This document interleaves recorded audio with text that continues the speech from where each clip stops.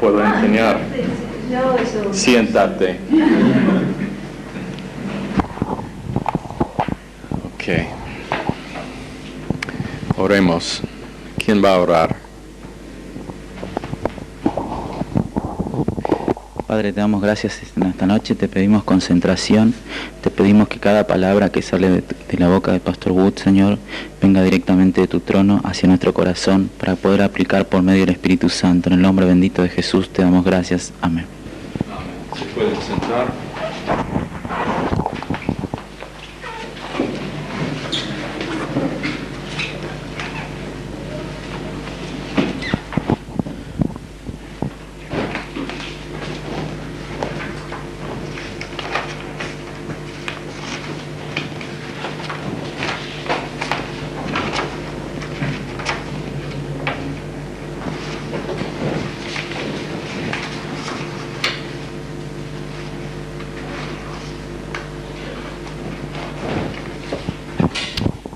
Primer Timoteo, capítulo 4, es donde estamos.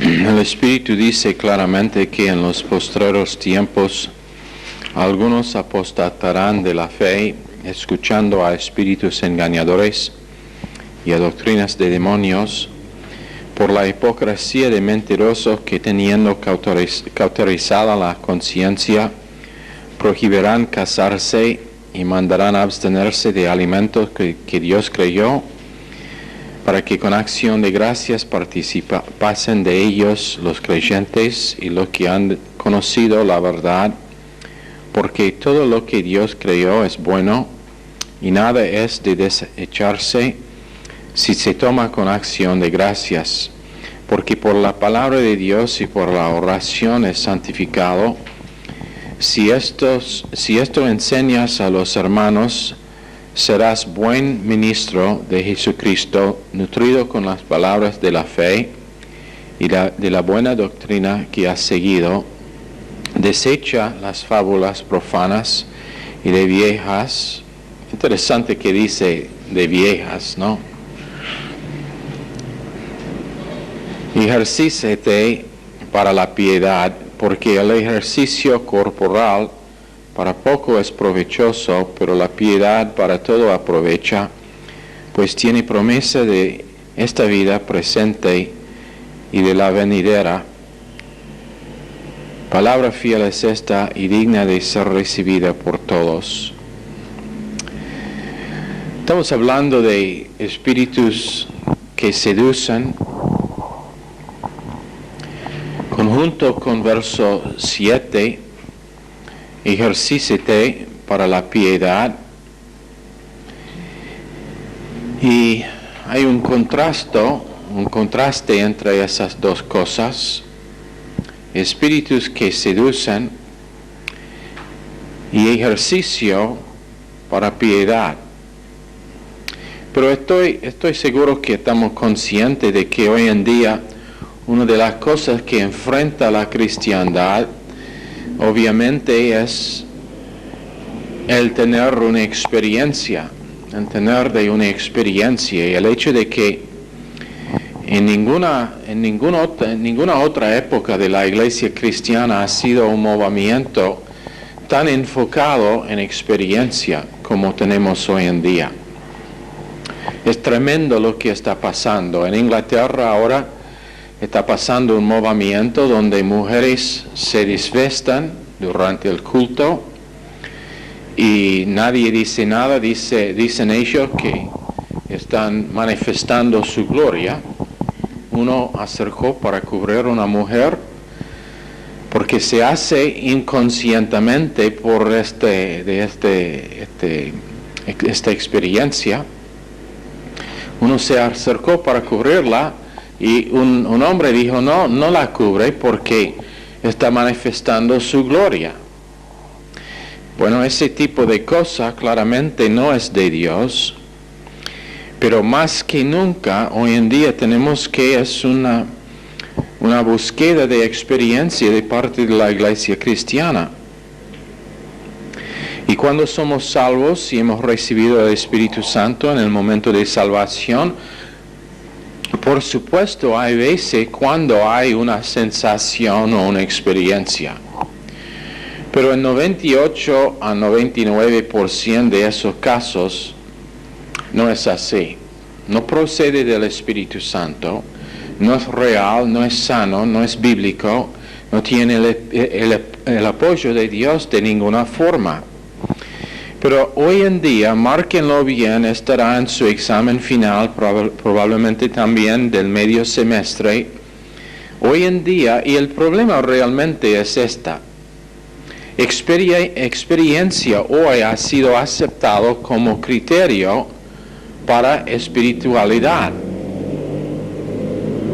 Experiencia ha llegado a ser el criterio único para lo que es espiritualidad. Entonces, tenemos tal forma de declaración como el hablar en lenguas es la prueba o la evidencia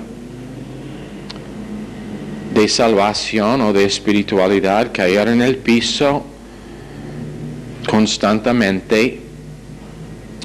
Y es un error tremendo que causa que gente pierda la verdad que cristiandad es una relación. En vez de tener una relación, quieren tener una experiencia. Pero Dios no da el Espíritu Santo solamente a un grupo especial. El Espíritu se da en Efesios 1, 13 y 14, también en 4:30. El Espíritu está recibido por cualquier que ha puesto confianza en Cristo. Entonces, estas experiencias supuestas como evidencia de espiritualidad levantan el grupo que los tiene y menosprecian los que no lo tienen. Y la verdad es que el apóstol Pablo dice que el poder real procede de debilidad. El poder real procede de debilidad. Y hay mucha evidencia que dice que el espino en la carne de Pablo era la persecución constante que tenía. En todo lugar donde fue perseguido. En cualquier lugar donde estuvo fue perseguido. Y 3 veces yo pienso lo que pasó es lo siguiente: oraba al Señor y dijo: yo soy cansadísimo de esta persecución y por favor yo quiero tener un tiempo en que no estoy perseguido. La respuesta de Dios era que no, que su gracia era suficiente, pero él predicaba no una experiencia, pero una relación, y fue causado a sufrir en Hechos 9, 15 y 16. Fue cansado de sufrir, de ir al cárcel y tener que los demonios también los persiguieron. Un grupo de gente que tenían demonios, realmente poseído por demonios para destruir la vida de Pablo. Pero cristiandad es una relación, y cuando somos salvos, entramos en una relación, número 1, con el Espíritu Santo, con Jesucristo, con doctrina categórica, con un pastor maestro, con miembros del cuerpo, por medio de la impartación del Espíritu Santo. Tenemos una relación con hacer una confesión piadosa, conforme a la palabra, no conforme a nuestros sentimientos, y por responder a la iniciación de Dios, que produce un comportamiento tremendo y hábitos piadosos. Pero es una relación que se necesita estar edificado.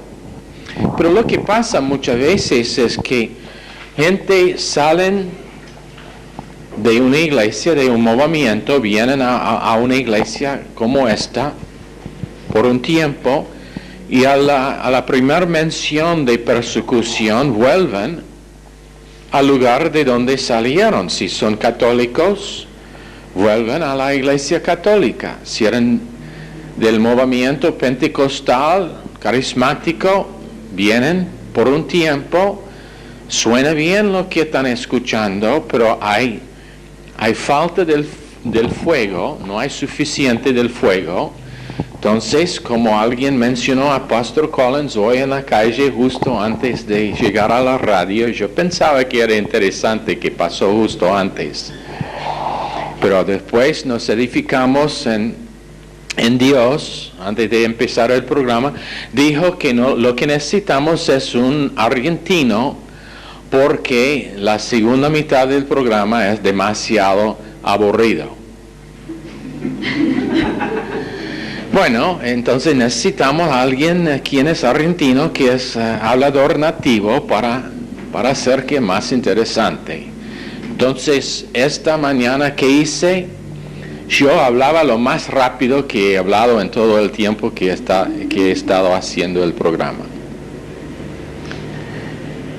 Y lo animaba. Y nos animábamos a nosotros antes de empezar. Pero lo que pasa es que uno sale de un movimiento, a él le gusta lo que está escuchando por un tiempo, pero cuando empiezan los problemas, las dificultades, por no querer poner en práctica lo que es que está escuchando, quiere volver. Y en poco tiempo, 2 semanas, 3 semanas, 1 mes, 2 meses. Después, ¿dónde está? Volvió a donde está el fuego, en lo que pasó. Por causa de, ¿qué es la palabra para stupidity? Estupidez. Es por estupidez realmente. Y por falta de carácter. No tiene carácter. No tiene profundidad de carácter. Uno que tiene profundidad de carácter, cuando hay problemas, ponga los hombros atrás, la pera arriba y dice, yo voy a superar cualquier que sea y nadie me va a parar. Yo voy a usar la palabra de Dios, el Espíritu Santo. Sé que tengo el apoyo del cuerpo de Cristo y nadie me va a decir otra cosa. ¿No? Profundidad de carácter. Falta de carácter es lo que se manifiesta porque tienen que tener otra dosis de la droga del fuego. Tienen que caer en el piso de nuevo. Puede ser que cristiandad tiene una experiencia, pero es una relación. Y cuando estuve estudiando por esta clase, Pastor Steven pasó una grabación de un hombre que es líder del movimiento carismática, y él dice lo siguiente: si tiene una batería en el auto que es descargado, tiene que sacar del auto, llevarlo a la estación de servicio para tener otra carga. Pero si tiene una luz en la casa, solamente tiene que enchufar la luz y mientras que está enchufado siempre está prendido.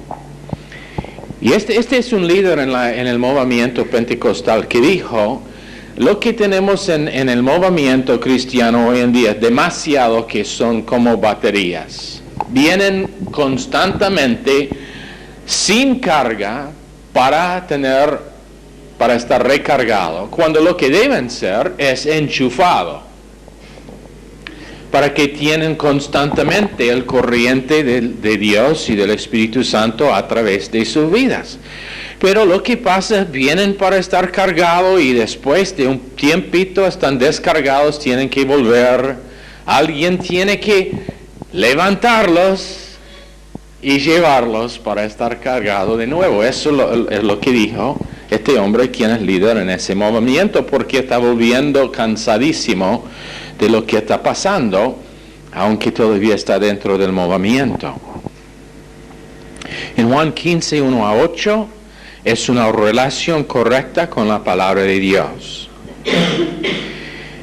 Mismo capítulo 9 a 16, relación correcta, uno con los demás en el cuerpo de Cristo. En verso 17, relación correcta a la abolición o al libre albedrío, que significa que será odiado por los demás.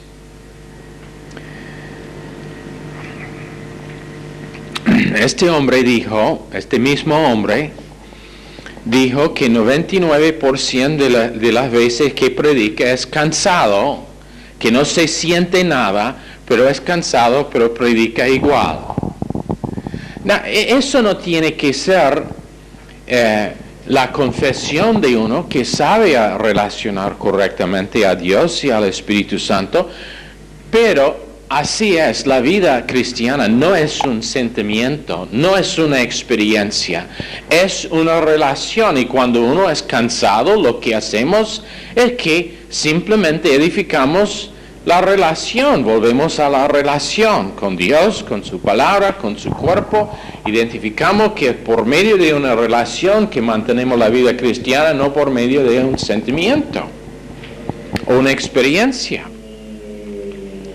Si es enfermo, si es tentado, si está tentado, si se siente para alejarse, no importa lo que es necesario volver a esa relación. Entramos en la relación. Todo que tiene que ver con cristiandad es una relación.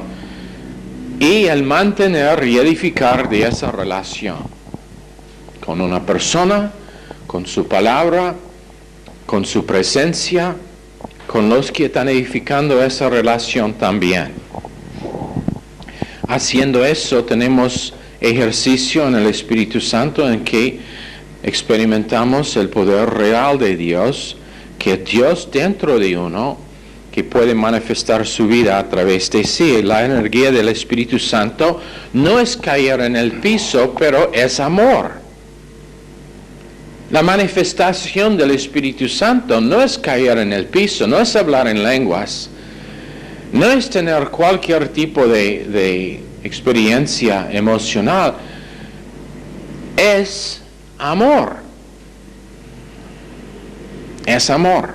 Si me pregunto si soy lleno del Espíritu Santo o no, ¿sabe cómo saber? Si tengo amor hacia los hermanos. Si no, ¿qué hago? Rápidamente tengo que correr a la relación con Dios para que reedifica en mí ese llenamiento, para que lo manifiesto. El Espíritu Santo me capacita y me pone en control completo, pero a pesar de eso, en los Estados Unidos solamente hay 30 millón personas que dicen que cuando son fuera de control es cuando son más espirituales. Pero el Espíritu Santo es uno que da al creyente control sobre su vida, control sobre tentación, control sobre influencia demoníaca, control sobre debilidad, control de su pensar.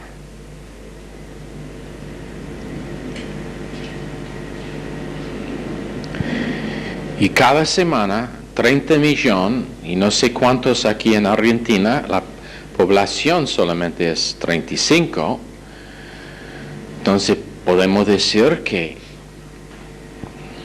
si de un país que tiene 300 millones como su población, podemos decir que por lo menos 3 millones, 10% acá en Argentina, cada semana.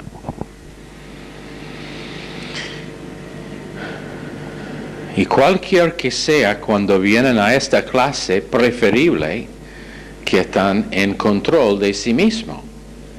No quiero tener que tratar con alguien quien está cayendo en el piso o balbuceando o como está pasando ahora. En vez de están volviendo cansado de caer en el piso, entonces lo que hacen es que corren 5 kilómetros durante el mensaje, gritando todo el tiempo. Es muy interesante lo que está pasando. ¿Qué es la palabra para witch doctors? Los hechiceros ven los poderes, entran en los círculos de los poderes espirituales y después tienen esos poderes, pero tienen formularios o fórmula para cómo hacerlo. Si han estudiado lo oculto y lo de la hechicería, tienen formularios en fórmula, ¿no? En cómo tener poder sobrenatural. Y lo interesante es que en algunos casos realmente funciona. Pero anoten que en estos movimientos emocionales es algo parecido. Hay una fórmula. ¿Qué es? Hermana, ¿va a sentir el poder ahora? La fórmula de imponer manos, de balbucear, y si uno no lo hace automáticamente, alguien susurra en su oído para que sabe qué decir. Diga, hermana, diga. Si me bota ahí.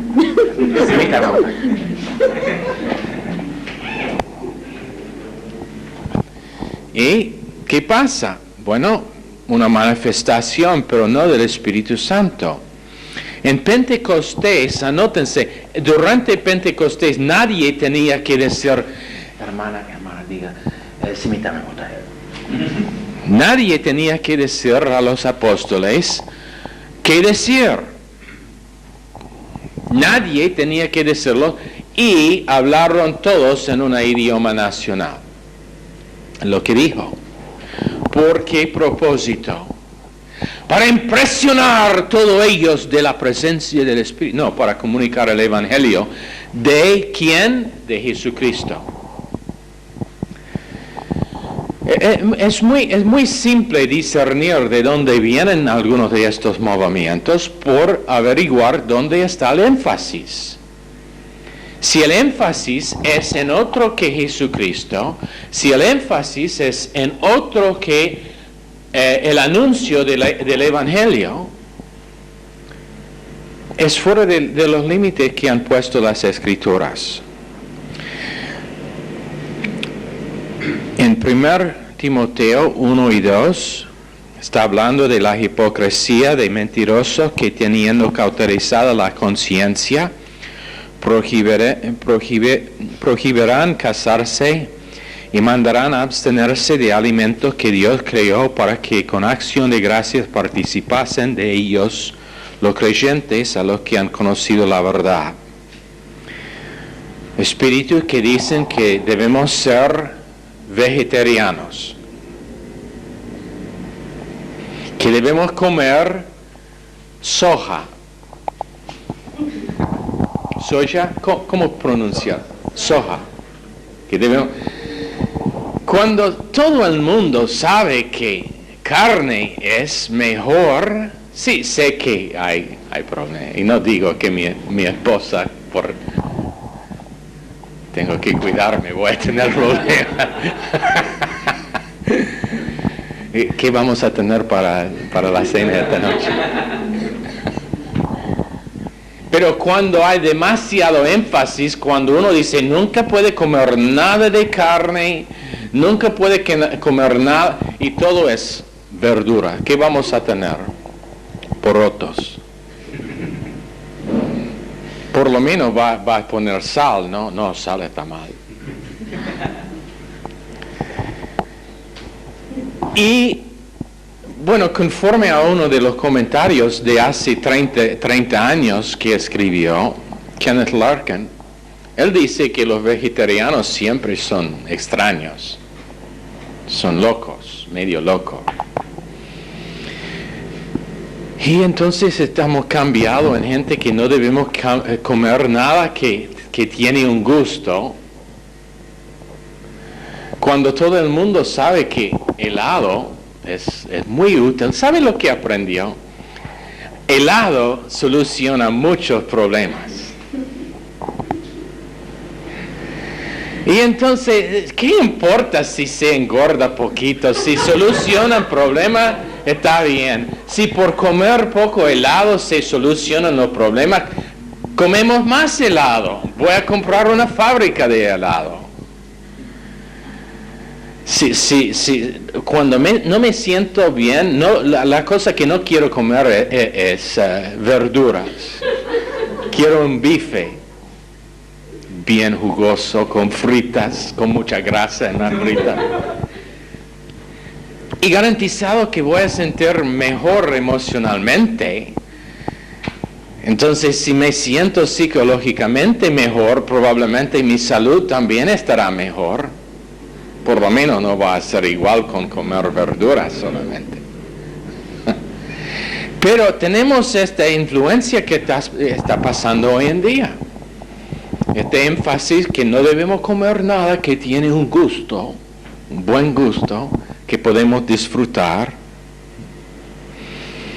Imagínense cuando llegamos en el cielo, ¿qué es que vamos a tener? La cena de las bodas del Cordero, ¿no? ¿Qué es que siempre tienen para las bodas? Una torta grande, ¿no? Con mucho, bueno, para ellos que les gusta mucho, dulce de leche. En la mitad mía estará chocolate. Con una porción de helado también. Y probablemente estaremos comiendo carne de algún tipo, me imagino. Y no, ¿qué importa? No voy a tener un cuerpo físico que no voy a necesitar a comer, pero si quiero comer, yo puedo comer cualquier que sea. Papas fritas y carne y todas las cosas que mi esposo me dice que no debo comer, y yo sé que no debo comer, pero me siento mucho mejor cuando lo como. Entonces, la otra noche, finalmente, gloria a Dios, encontramos un lugar donde podemos conseguir milkshakes, que los argentinos no conocen lo que son, pero, ay, Dios a Dios, gracias Señor, ahora sé que tú realmente es a favor mío.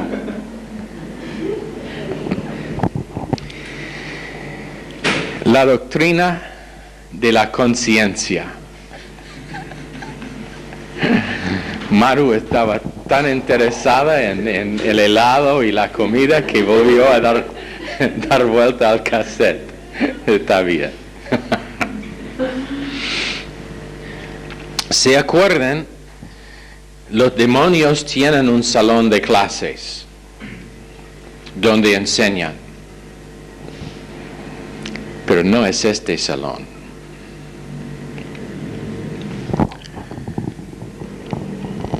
Voy a leer de nuevo 1-8 de capítulo 4. El Espíritu dice claramente que en los postreros tiempos algunos apostatarán de la fe, escuchando a espíritus engañadores y a doctrinas de demonios, por la hipocresía de mentirosos que, teniendo cauterizada la conciencia, prohibirán casarse y mandarán abstenerse de alimentos que Dios creó, para que con acción de gracias participasen de ellos los creyentes y los que han conocido la verdad. Porque todo lo que Dios creó es bueno, y nada es de desecharse si se toma con acción de gracias. Gracias, Señor, por el helado, por las fritas, por el bife, y también para las verduras, pero en equilibrio. Porque la palabra de Dios, por la palabra de Dios y por la oración es santificados. Si esto enseñas a los hermanos, serás buen ministro de Jesucristo, nutrido con las palabras de la fe y de la buena doctrina que has seguido. Desecha las fábulas profanas y de viejas, ejercícete para la piedad, porque el ejercicio corporal para poco es provechoso, pero la piedad para todo aprovecha, pues tiene promesa de esta vida presente y de la venidera. La meta de cada creyente debe ser táctico, que significa sabio y prudente, y que es consciente de un destino eterno. Cada creyente debe ser consciente no del momento presente todo el tiempo, pero de un destino eterno. Que hay tal cosa como la silla vema, hay tal cosa como un infierno, hay tal cosa como un cielo, hay tal cosa como reinar con Cristo durante la eternidad o no, hay tal cosa como estar gozoso, como uno que observa, uno que participa en el gobierno futuro. Y entonces debe ser consciente del destino eterno y todo tiene que ver con ese destino. Madurez espiritual que se consiste en, número 1, vivir por una relación con Cristo, vivir con una relación a la palabra de Dios, vivir en una relación al Espíritu Santo, en una confesión piadosa, en la aplicación correcta de la verdad y de hábitos piadosos. Y después entra en algo que es estratégico, que significa planeado cuidadosamente,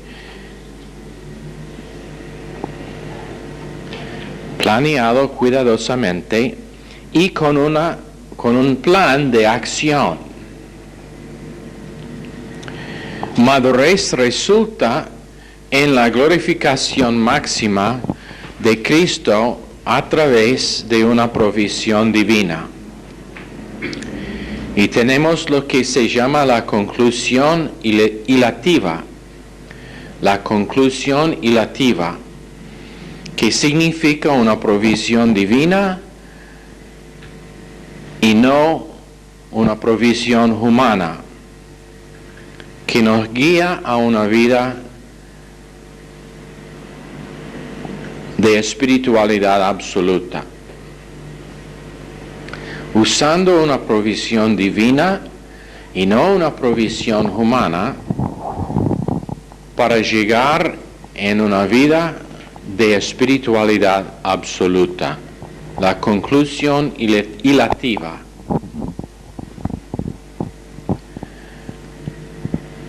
Pero se requiere responsabilidad volicional. Y tenemos que dar cuenta a la justicia y la rectitud de Dios con respecto a nuestra volición y nuestra responsabilidad volicional. Algo que los hipercalvinistas nunca tocan tiene que ver con los principios de la integridad de la esencia de Dios. Y la justicia de Dios tiene que condenar cualquier que no es justo con respecto a su justicia divina. La justicia de Dios juzga lo que la rectitud de Dios condena. La justicia de Dios juzga lo que la rectitud de Dios condena. A la vez, la rectitud de Dios tiene que aceptar todo que procede de esa rectitud, o la justicia de Dios tiene que aceptar cualquier que procede de esa justicia. Y la justicia de Dios tiene que bendecir a esa justicia también. Entonces, cuando yo, por medio de fe, tengo la justicia de Dios imputada dentro mío, la justicia de Dios en sí tiene que bendecir la justicia de Dios en mí. Dios me da su justicia por causa de mi fe, y cuando la justicia de Dios en Él vea la justicia suya en mí, esa justicia tiene que bendecir a mí por causa del contenido mío. Y la integridad de Dios no respecta personas. Y Romanos 2:11, Hechos 10:34. Después tenemos la redención no limitada. Él murió para los pecados de todo el mundo. Es una redención no limitada. Pecado no estará el asunto como enseñábamos en la radio hoy durante el juicio del gran trono blanco. Todo esto, en 2 Corintios 5:18, todo esto proviene de Dios, quien nos reconcilió consigo mismo por medio de Cristo y nos ha dado el ministerio de la reconciliación, que Dios estaba en Cristo reconciliando al mundo consigo mismo, no tomándoles en cuenta sus transgresiones y encomendándonos a nosotros la palabra de la reconciliación, significando que Él removió las barreras que prohibieron que ellos estén salvos. Entonces no hay barrera ninguna ahora entre la persona no salva y salvación. Otro que su fe, que es un acto que no tiene mérito. Fe no tiene mérito, no es una obra. La barrera de su nacimiento físico, la barrera de la naturaleza pecaminosa por medio del nacimiento nuevo, la barrera de sus pecados por morir por los pecados suyos de todo el mundo. También removió la barrera de lo bueno humano por dar a ellos, en vez de ese bueno humano, lo bueno divino, si lo aceptan. Y removió también con el nacimiento espiritual y con la imputación de su justicia por morir por sus pecados. Entonces Dios ha removido todas las barreras para que cualquiera en todo el mundo puede ser salvo en la redención no limitada. O quiere decir, cualquiera es salvable.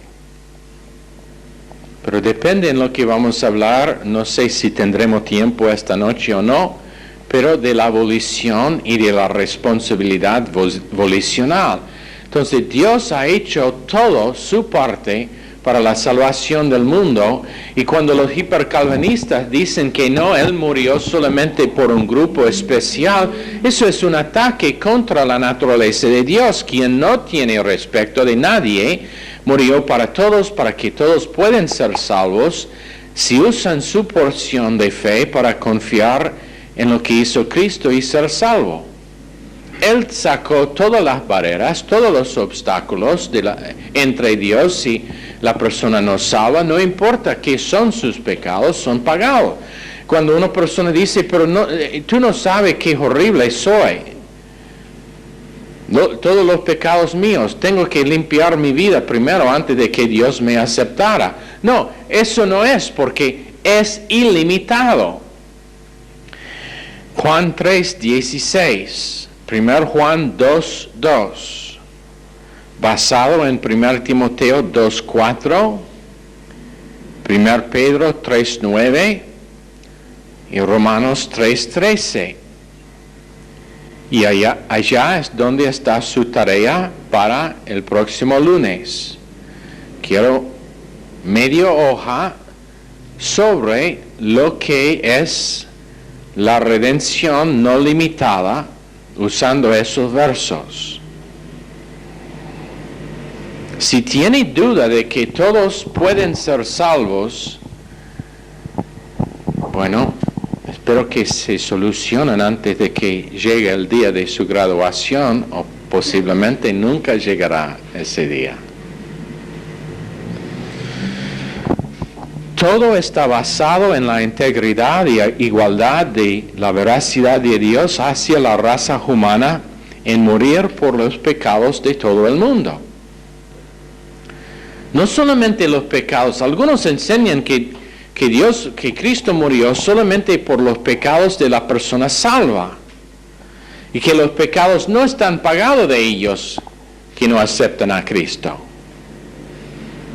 Entonces, ¿qué vamos a hacer con Romanos 5, 8, cuando dice que siendo todavía sus enemigos, murió por nosotros? El propósito del trono blanco, el juicio del trono blanco, es juzgarles conforme a sus obras y conforme a lo bueno humano que no será aceptado. Eso es lo que decíamos en la radio hoy también. El propósito del gran trono blanco es juicio para probar que las obras de nadie era suficiente para reemplazar ni una gota de la sangre de Cristo. Todas las obras de toda la raza humana no iguala ni una gota de la sangre de Cristo con respecto a su habilidad de santificar y salvar.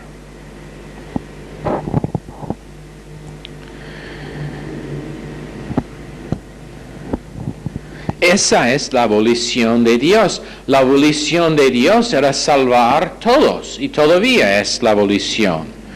El que cree en el Hijo, en Juan 3:36, tiene vida eterna, pero el que desobedece al Hijo no verá la vida, sino que la ira de Dios permanece sobre él. Romanos 9:14. Su injusticia para con Dios. Muchas veces los hipercalvinistas usan Romanos 9, pero violan la primera premisa o la primera mención. Recuerden esto con respecto a la volición humana. Responsabilidad volicional para decisiones. Cada persona vive en las consecuencias de su volición. Y muchas veces podemos ser víctimas inocentes de otra gente. Por ejemplo, si una mujer está violada o abusada, ella es víctima inocente de la forma en que uno usa su libre albedrío, su volición. Por eso decisiones son tan cruciales. Y número 2, si solamente gente puede aprender la ley de responsabilidad volicional, muchas cosas maravillosas podrían pasar en sus vidas, no importa las dificultades que han tenido. En Romanos 9, que quiero leer, y probablemente tendremos que cerrar después de leer esta porción. Romanos 9, empezando en verso 11. Pues no habían aún nacido, ni habían hecho aún ni bien ni mal, para que el propósito de Dios conforme a la elección permaneciese, no por las obras, sino por el que llama. Si le dijo el mayor servirá al menor, como está escrito, a Jacob amé, mas a Esaú aborrecí. ¿Qué pues diremos? ¿Que hay injusticia en Dios? En ninguna manera. Pues a Moisés dice, tendré misericordia del que yo tenga misericordia, y me compadeciere del que yo me compadezca. Así que no depende del que quiere ni del que corre, sino de Dios que tiene misericordia. Y estos versos son unos de ellos que usan los hipercalvinistas para decir que la salvación depende totalmente en Dios. Sí, depende 100% en Dios con respecto a hacer todo necesario para proveer una salvación, pero también depende 100% en el ser humano en usar su volición para elegir ser salvo. Y no entienden los primeros preceptos. Ellos dicen que Dios elige a algunos ser salvos y a algunos en ser perdidos, sin entender que el primer don en el huerto de Edén era ¿qué? ¿Qué cosa? Volición, libre albedrío, conjunto con una prohibición para que el hombre vivirá en la consecuencia de su decisión. Número 2, que la justicia y rectitud de Dios siempre tienen que ser justo y igual en la integridad de su veracidad a través de la santidad de su esencia. Si eso suena un montón de palabras, así es. Debe tener que traducir esas palabras. Pero simplemente significa que la justicia de Dios siempre tiene que ser justo e igual o no estaría justicia. Y no manifestaría su santidad.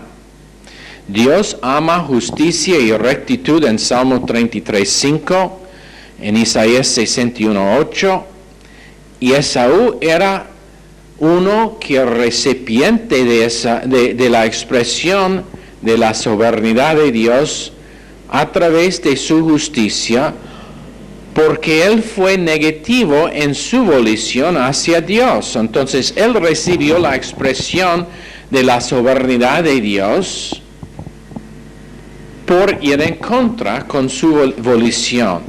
Dios preconoció en su justicia que Esaú iba a ir negativo con su volición, y también preconoció que Jacob estaría positivo con su volición. En 2 Pedro 3:19, Dios no quería que Esaú se pierda, pero que vino a conocimiento de la verdad en 1 Timoteo 2:4. 6. Dios murió por los pecados de todo el mundo, entonces fue justo hacia toda la raza humana en la redención no limitada y en la muerte de Jesucristo. Pero la soberanía de Dios fue expresado hacia Jacob, quien le amó por causa de su decisión, por causa de que Jacob simplemente confiaba a través de gracia y usó misericordia, la misericordia que Dios había proveído.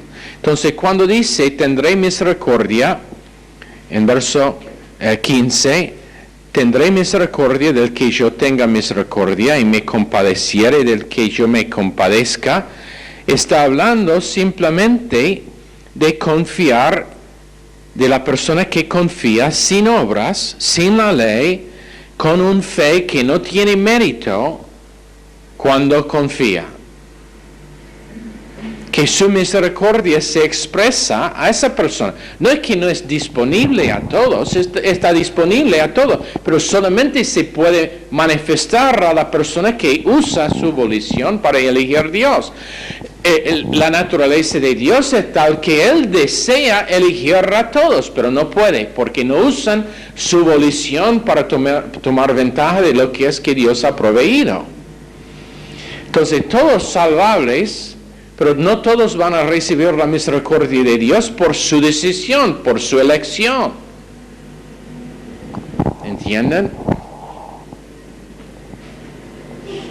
Si no, vamos a revisar parte de esto y seguir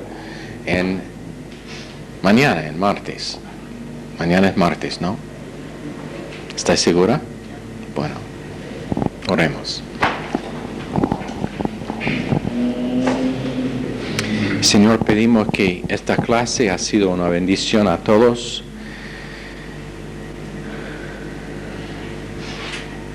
Bendice cada alumno durante las otras clases que tienen esta noche. Da concentración y ánimo, y que Romanos 8:11 sea activo en la vida de cada uno. En el nombre precioso de Jesús. Amén. Están despedidos.